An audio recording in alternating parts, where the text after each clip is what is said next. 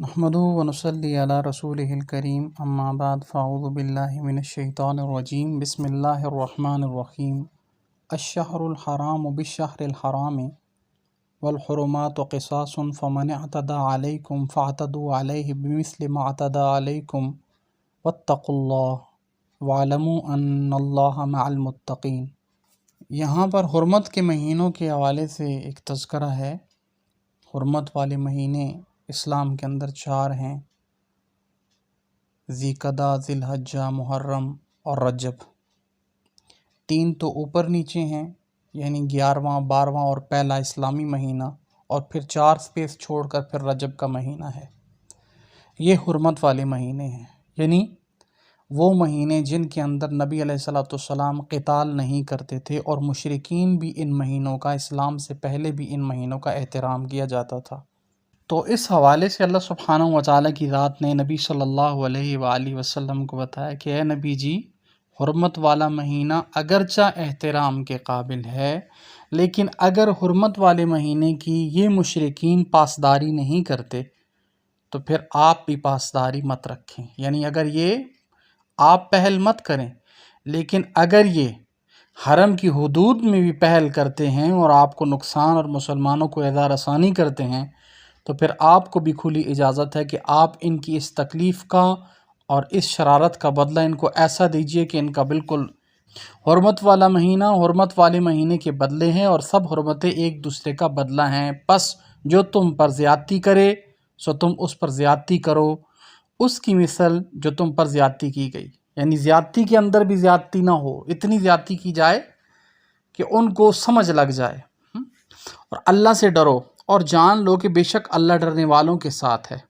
یہ معاملہ اس آیت کے اندر جو بیان کیا جا رہا ہے، جس طرف اس کا اشارہ ہے، یہ 6 ذی القعدہ کا اشارہ ہے، 6 ذی القعدہ کا، کہ اس کے اندر نبی علیہ السلام جب عمرے کے لیے تشریف لائے تو کفار نے آپ علیہ السلام کو، جبکہ وہ حضور کے ساتھ صحابہ جو تھے وہ بھی احرام کی حالت میں تھے اور حضور علیہ السلام خود بھی احرام کی حالت میں تھے، تو انہوں نے، مشرکین نے نبی علیہ السلام کو روک دیا، عمرہ نہیں کرنے دیا، لیکن اس بات پر صلح ہوئی کہ آپ اس سال عمرہ نہیں کر سکتے، اگلی سال عمرے کے لیے تشریف لائیں۔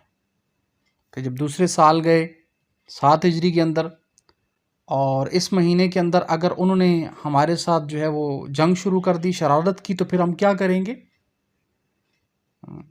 ظاہری بات ہے، مہینہ بھی حرمت والا ہے اور پھر وہ حرم کی حدود ہے، اگر ہمیں انہوں نے اجازت دے دی کہ آپ عمرہ کر لیں اور ہم عمرے کے لیے اپنے جو ہے مصروف ہو گئے، تو پھر حرم کی حدود میں اگر انہوں نے ہمارے ساتھ جنگ کی تو پھر ہم کیا کریں گے؟ تو اس پر اللہ سبحانہ وتعالیٰ کی ذات نے اس آیت کو نازل فرمایا کہ حرمت والے مہینوں کی پاسداری اگرچہ ضروری ہے، لیکن اگر وہ تمہارے ساتھ وہ پاسداری نہیں رکھتے تو آپ کو بھی بالکل پاسداری رکھنے کی ضرورت نہیں ہے۔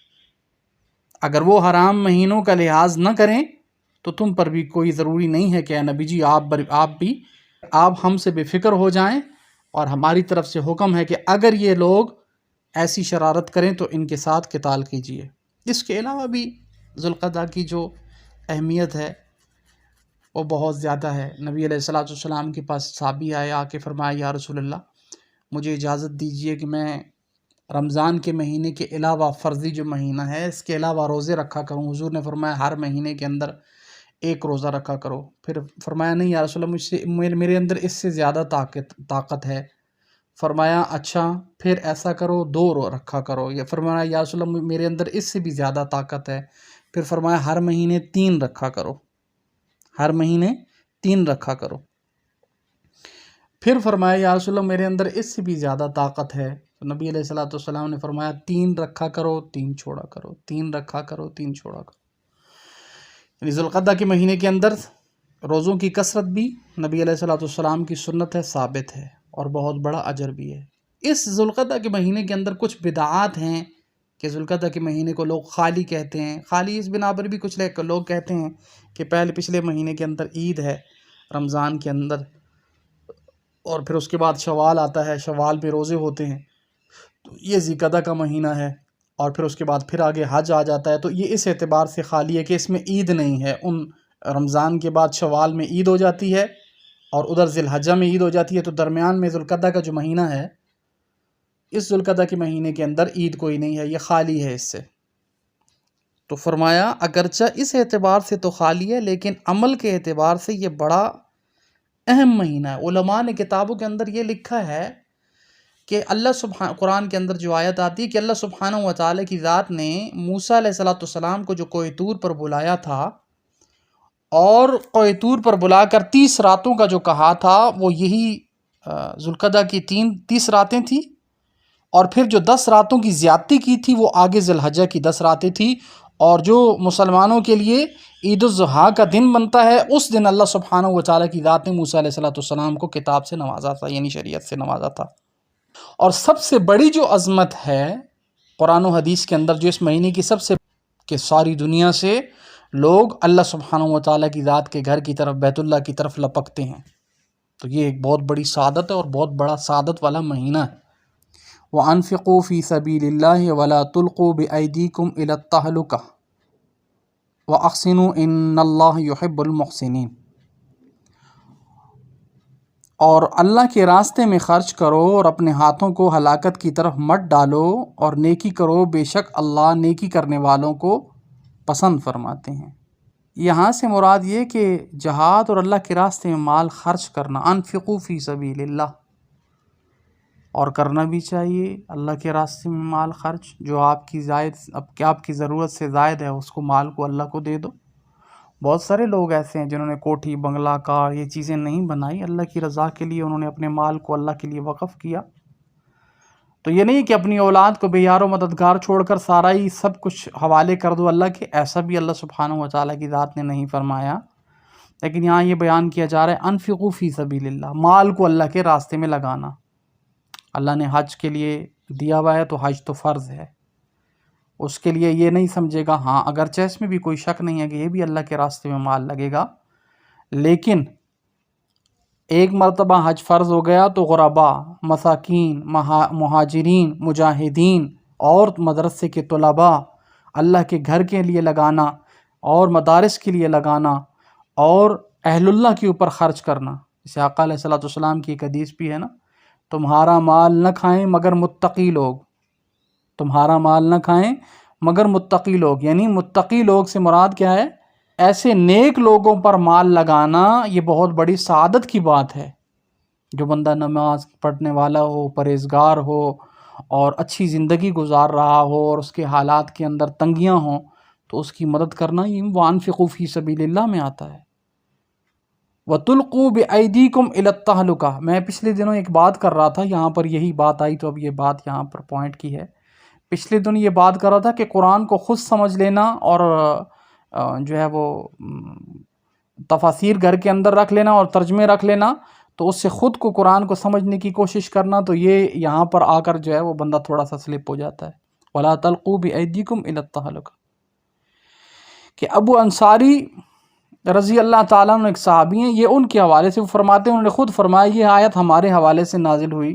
حضرت ابو عمران فرماتے ہیں کہ مہاجرین میں سے ایک شخص نے قسطنطنیہ کی جنگ میں کفار کے لشکر پر اتنے دلیرانہ طریقے سے حملہ کیا کہ ان کی صفوں کو چیرتا ہوا اس میں گھس گیا، تو بعض لوگ کہنے لگے دیکھو یہ اپنے ہاتھوں اپنی جان کو ہلاک کر رہا ہے، یعنی یہی وَلَا تُلْقُوا بِأَيْدِيكُمْ إِلَى التَّهْلُكَةِ، اپنی جانوں کو اپنے ہاتھوں سے ہلاکت میں نہ ڈالو۔ جب انہوں نے یہ بات کہی، اس آیت کا یہ ٹکڑا پڑا، تو حضرت ایوب انصاری رضی اللہ تعالیٰ فرماتے ہیں کہ تم نے اس آیت کے مطلب کو سمجھا ہی نہیں ہے، یہ آیت ہمارے لیے ہی نازل ہوئی ہے۔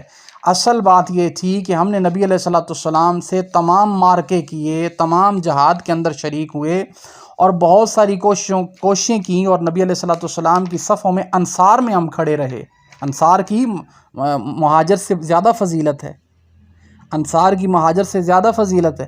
فرمایا انصار کی صفوں میں کھڑے رہے، نبی علیہ السلام کی قدم بقدم خدمت کرتے رہے، سارے غزووں میں ہم نے شرکت کی، لیکن جب اسلام کا غلبہ ہو گیا تو ہم نے آپس میں مشاورت کی۔ یہ خود ابو ایوب انصاری رضی اللہ فرما رہے ہیں کہ ہم نے آپس میں مشاورت یہ کی کہ اب ہم نے اسلام کا غلبہ ہو گیا ہے، تو اب ایسا کرتے ہیں کہ ہم اپنی بیوی بچوں کو اور باغات کو اور ان چیزوں کو ٹائم دیتے ہیں، کیونکہ ان کا بھی حق ہے۔ تو فوراً فرمایا یہ آیت اللہ سبحانہ و تعالیٰ کی ذات نے نازل فرمائی کہ اپنے آپ کو ہلاکت میں مت ڈالو، یعنی جہاد یہ امت کے لیے بہت بڑی رہنمائی، بہت بڑی امداد ہے، اس امداد کو اپنے ہاتھوں سے مت روکو۔ یعنی جن چکروں میں تم پڑ رہے ہو نا، کوٹھی بنگلہ مکان، ان چیزوں کے اندر، اور اپنی آخرت کو تباہ کر رہے ہو، تو ان چیزوں کے اندر اپنی آخرت کو تباہ مت کرو۔ اللہ سبحانہ و تعالیٰ کی ذات کے راستے میں مال کو خرچ کرو، اللہ کو مال دو۔ وَلَا تُلْقُوا بِأَيْدِيكُمْ إِلَى التَّهْلُكَةِ، مطلب اپنے ہاتھوں سے اپنے آپ کو ہلاکت میں نہ ڈالو۔ یہ اس کا ثبوت حضرت عبداللہ بن عتیق رضی اللہ تعالیٰ عنہ نے اس وقت دیا جب نبی علیہ الصلوۃ والسلام کو ایک یہودی ابو رافع یہودی نبی علیہ الصلوۃ والسلام کے بارے میں الٹی سیدھی باتیں کرتا تھا مجمع کو اکٹھا کر کے حضور کے زمانے میں، اور نبی علیہ الصلوۃ والسلام کو اپنی باتوں سے تکلیف پہنچاتا تھا حضور تک جب اس کی باتیں پہنچتی تھی۔ تو نبی علیہ الصلوۃ والسلام نے چند صحابہ کو، جماعت کو اکٹھا کر کے فرمایا، کون میرے ہاتھ پر بیعت کرتا ہے اس کو قتل کرنے کے حوالے سے؟ جس جماعت کا امیر حضرت عبداللہ بن عتیق رضی اللہ عنہ تھے، تو حضرت عبداللہ بن عتیق رضی اللہ عنہ کو امیر بنا کر بھیج دیا، اور وہ فرمایا وہ چل پڑے وہاں سے، عصر کا وقت تھا اور وہاں سے چلے۔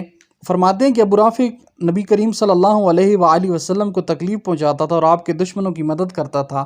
حجاز میں اس کا ایک قلعہ تھا اور وہیں وہ رہا کرتا تھا۔ جب اس کے قلعے کے قریب یہ پہنچے تو سورج غروب ہو چکا تھا اور لوگ اپنے مویشی لے کر اپنے گھروں کو واپس ہو چکے تھے۔ عبداللہ بن عتیق رضی اللہ عنہ اپنے ساتھیوں سے کہا کہ تم یہیں ٹھہرو، میں اس قلعے کو ذرا جا کر دیکھتا ہوں اور وہاں کے حالات دیکھتا ہوں، اور پھر اس کے بعد میں تمہیں بلا لوں گا۔ اور وہ قلعے کے پاس آئے اور دروازے کے قریب پہنچ کر انہوں نے خود کو اپنے کپڑوں میں اس طرح چھپا لیا جیسے کوئی قضائے حاجت کے لیے بیٹھتا ہے، یعنی پیشاب کے لیے بیٹھتا ہے۔ اب اس وقت شہر کے دروازے ہوتے تھے تو مغرب کے وقت وہ دروازے بند کر دیے جاتے تھے، تو انہوں نے جھبا کر لیا، یعنی اپنے سر کے اوپر بھی وہ جیسے ایک پرانے زمانے کے اندر بڑے بڑے جھبے پہنتے تھے نا، تو اس کی ٹوپی بھی ہوتی تھی، اور بڑے بڑے کپڑے سر کے اوپر رکھ لیتے تھے۔ تو سردیوں کی راتیں تھی، فرمایا جھبا پہنا ہوا تھا، تو پیشاب کے بہانے سے یہ بیٹھ گئے کہ سورج کے غروب ہونے کا انتظار کر رہے ہیں۔ اکیلے آئے، کیا اللہ نے ایمان دیا تھا، اور اس کے قلعے کے اندر داخل ہو رہے ہیں۔ تو فرمایا پیشاب کے بہانے سے جب نیچے بیٹھ گئے تو دربان نے جب دیکھا باہر دائیں بائیں کوئی نہیں ہے، تو ایک شخص بیٹھا ہوا ہے پیشاب، تو فرمایا اے او اللہ کے بندے جلدی کرو، میں دروازہ بند کرنے لگا ہوں۔ تو فرمایا میں جلدی سے آیا، اب سورج غروب ہو چکا تھا تاکہ وہ مجھے پہچان نہ پائے، اندھیرا تھا، تو میں اندر چلا گیا اور چھپ کر اس کی کارروائی کو دیکھنے لگا کہ اب وہ کیا کرتا ہے۔ جب سب لوگ اندر آ گئے تو اس نے دروازہ بند کر دیا اور کنجیوں کا گچھا ایک کوٹنی کے اندر لٹکا دیا، اور فرمایا، یہ حدیث کے اندر آتا ہے، دوسری حدیث کے اندر، کہ یہ جو گچھا تھا جو اس نے لٹکایا ہے یہ گھوڑوں کے استبل کے اندر تھا۔ تو انہوں نے بیان کیا کہ میں ان کنجیوں کی طرف بڑھا اور میں نے انہیں لے لیا، پھر میں نے قلعے کا دروازہ کھول لیا۔ ابو رافع کے پاس رات کے وقت لوگ کہانیاں سناتے، کس سے پہلے وقتوں کے اندر ایک دوسرے کو سناتے تھے، تو بہت سارے لوگ ابو رافع کے پاس بیٹھے ہوئے تھے، کس سے سنا رہے تھے۔ جب وہ اٹھے اور چلے گئے تو کہنے لگے، وہ اس کا ایک خاص بالا خانہ تھا، کمرہ تھا جس کے اندر وہ رہتا تھا، وہ اس طرف چلا گیا۔ بہت سارے دروازے تھے چلتے چلتے، کیونکہ وہ اس شہر کا مالک تھا تو اس کے لیے ایک VIP پروٹوکول تھا، کئی دروازے تھے اس کے کمرے تک پہنچنے کے لیے۔ وہ فرمانے لگے کہ میں ہر دروازے سے داخل ہوتا تو اس کو اندر سے بند کرتا جاتا تھا، اس لیے کہ اگر باہر تک خبر پہنچ بھی جائے اور وہ لوگ اگر مجھ تک پہنچیں تو تب تک میں اس کا کام تمام کر چکا ہوں۔ تو فرمایا کہ یہ لوگ میرے تک پہنچے تو میں ایسے کر لوں تاکہ اس کا کام تمام ہو جائے۔ آخر میں اس کے قریب پہنچ گیا، اس وقت وہ ایک تاریک کمرے میں اپنے بال بچوں کے ساتھ سو رہا تھا۔ مجھے کچھ اندازہ نہیں ہو سکا کہ وہ کہاں ہے، اس لیے میں نے آواز دی، یا ابا رافع، تو وہ ایک دم خوف کھا کے بولا، کون ہے؟ اب میں نے آواز کی طرف تلوار بڑھائی اور ایک کاری کی ضرب لگائی، لیکن فرمایا وہ بھی وہاں جب کہا اس وقت وہ بھی بڑا ہوشیار تھا۔ فرمایا مومن جو ہوتا ہے نا سیدھا سادہ ہوتا ہے، اس کو سمجھ نہیں ہوتی۔ یہاں پر دو چیزیں بتائی جا رہی، انداز سکھایا جا رہا ہے، انداز، جنگ کا انداز، جنگ کے اندر ایکٹیو رہنا ہے۔ کہ حضرت عبداللہ بن عتیق رضی اللہ عنہ فرماتے ہیں میں نے آواز اس کے کمرے میں جا کے آواز ماری، یہ نہ ہو کہیں بچہ نہ زخمی ہو جائے، یہ نہ ہو کہیں اس کی بیوی وہ نہ زخمی ہو جائے، قصور تو اس کا ہے، میں نے مارنا تو اس کو ہے۔ حضور نے بھی یہ کہا اس کو کون مارے گا، اس پر میں نے بیعت کی ہے۔ تو فرمانے لگے میں نے آواز دی، مجھے سمجھ نہیں لگی کہ یہ بندہ کہاں ہے۔ جب اس نے آگے سے پوچھا کہ کون ہے تو میں اس آواز کی طرف لپکا اور کاری کی ضرب لگائی. جب میں نے تلوار کی ضرب لگائی تو اس وقت میرا دل دھک دھک کرنے لگا اور میں سمجھ گیا کہ یہ بندہ بچ گیا، کیونکہ اس نے آگے سے جواب دے کہ وہ بھی ادھر سے ہٹ گیا تھا. وہ چیخا تو میں کمرے سے باہر نکل آیا اور تھوڑی دیر تک باہر کھڑا رہا. پھر دوبارہ اندر گیا اور میں نے آواز بدل کر پوچھا، ابو رافع یہ آواز کیسی تھی؟ خود ہی جا کے کہہ رہے میں خیر دوبارہ دوسرے بیس میں بولا کہ یہ آواز کیسی تھی، کہ جب یہ آواز مجھے آئی تو میں نے ایک کاری کی ضرب پھر دوبارہ اسی آواز کی جگہ پر لگائی. اس وقت میں ان واروں کے ساتھ اس کو اس قدر جو ہے وہ زخمی کر چکا تھا. آخر کار میں نے دیکھا کہ وہ زندہ ہے اور پھر میں نے اپنی تلوار کی نوک اس کے پیٹ کے اوپر رکھ کر نیچے گھونپ دی. اب مجھے پتہ چل گیا کہ وہ مر چکا ہے. اب مطمئن ہو گئے. اب اگلا معاملہ کیا ہے؟ اللہ کی مدد اور اللہ کی نصرت کیسے آ رہی ہے؟ فرمایا جب میں نے تلوار ماری اس کے پیٹ کے اندر گھونپ دی اور جو ہے نا واپس اس جگہ سے نکلنا شروع کیا تو میں چاندنی رات تھی، روشنی تھی، تو میں سیڑھیوں سے جب نیچے اتر رہا تھا تو نیچے اترتے میں سمجھاؤں کہ اب زمین آ گئی ہے. اور جب میں نیچے اترا تو میں نے سمجھا کہ اب زمین ہے. میں نے جو ہی آخری پاؤں رکھا تو وہاں پر سیڑھیاں تھیں تو میرا پاؤں پھسلا تو میری پنڈلی یعنی یہ جو پاؤں گھٹنوں سے نیچے جو جگہ ہوتی ہے، فرمایا یہ پنڈلی کی ہڈی ٹوٹ گئی. اللہ اکبر. کہنے لگے اس ٹوٹی ہوئی ہڈی سے میں نے اپنے سر کا امامہ کھولا اور اس ٹوٹی ہوئی ہڈی کے اوپر کس کے باندھ دیا اور اپنے ساتھیوں کی طرف لوٹ چلا. اور فرمانے لگے کہ میں اپنے ساتھیوں کے پاس جب پہنچا تو میں نے اپنے ساتھیوں سے کہا کہ میں نے اس کا معاملہ تمام کر دیا ہے، چلو اب نبی علیہ السلام کی طرف. اکیلے گئے، اس کے شہر میں داخل ہوئے، اس کے شہر کا دروازہ کھولا، پھر واپس آئے ٹوٹی ہوئی ٹانگ سے. پھر فرمایا جب نبی کریم صلی اللہ علیہ وآلہ وسلم کی خدمت میں حاضر ہوئے اور آپ کو اس طرح اطلاع دی، نبی کریم صلی اللہ علیہ وآلہ وسلم نے فرمایا اپنے پاؤں میری طرف پھیلاؤ. جب حضور کی طرف پاؤں پھیلائے تو آپ نے اپنا دست مبارک ان کی جو ہے وہ ٹانگ کے اوپر رکھا تو فرمایا فوراً سے وہ ٹانگ اچھی ہو گئی. میری ٹانگ ٹوٹی ہوئی ہڈی جو تھی وہ بالکل درست ہو گئی، جیسے کہ کبھی مجھے کوئی تکلیف تھی ہی نہیں. اللہ اکبر. کہ اللہ پاک نے کیسے معجزہ کیا. نبی علیہ السلام کے دست مبارک سے اللہ سبحانہ و تعالیٰ کی ذات نے ان کو یہ انعام عطا فرمایا کہ نبی کے لیے اگر تم میرے حبیب کے لیے اگر تم ایسا کرو گے، میرے حبیب کے لیے اگر تم اتنی قربانی کرو گے تو وَأَحْسِنُوا إِنَّ اللَّهَ يُحِبُّ الْمُحْسِنِينَ، تو بے شک میں ایسے نیکی کرنے والوں سے محبت کرتا ہوں، میں بھی ان کی نیکی کو ضائع نہیں کرتا. اللہ پاک ہمیں بھی ایسے ہی اپنی مدد اور نصرت کے ساتھ خاص رکھے اور ہماری بھی جانوں اور ہمارے بھی وقتوں کو اور ہمارے بھی جو ہے وہ اولادوں کو اور سارے کے سارے مال کو اور ہماری جان کے ایک ایک ٹکڑے کو رسول اللہ صلی اللہ علیہ وسلم کی ذات اقدس کی جان نثاری کے لیے قبول فرمائے. ہم بھی نبی علیہ السلام کے لیے ایسے ہی اپنی جانوں کے جو ہے وہ نذرانے پیش کرنے والے بنے. اللہ جی عمل کی توفیق عطا فرمائے. جزاکم اللہ خیر.